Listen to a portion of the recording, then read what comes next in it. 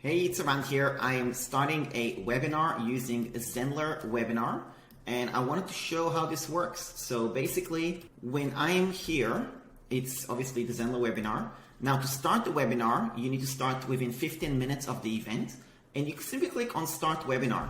Once you're in, the webinar starts and you want to hit the record button. Now it will start recording. Now there's a whole bunch of things that you can actually do with a webinar. There's breakout rooms and things like that. I actually have a Zoom one-on-one training that I've just done, and this will be available. So if you're interested to learn how to manage a group coaching call or some sort of a networking event or something like that on Zoom, there's a workshop that I hosted with a friend of mine who's also one of my clients, and she's gonna take us through how to manage a Zoom call. So now with this Zenler thing, I just wanted to show you, I'm gonna now end this particular Zoom call because I'm just doing this as a test, and I wanna show you how the recording works. So now that I've ended it, you see that it says your recording needs to be converted before viewing.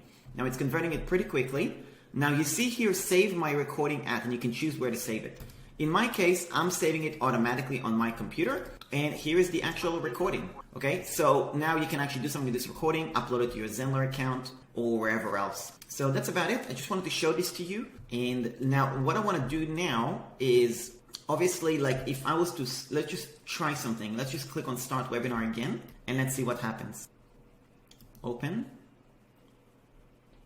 Join. I'm going to click on record again, but this time let's see if I can actually save it onto a cloud. Doesn't look like there's that option, at least not for me.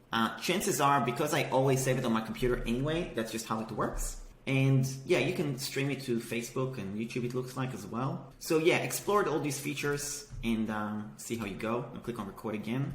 Yeah, it looks like it's just going to record the same way, so not a problem. I'll click on stop recording. I'll end the Zoom call. End meeting. Again, it will convert pretty quickly.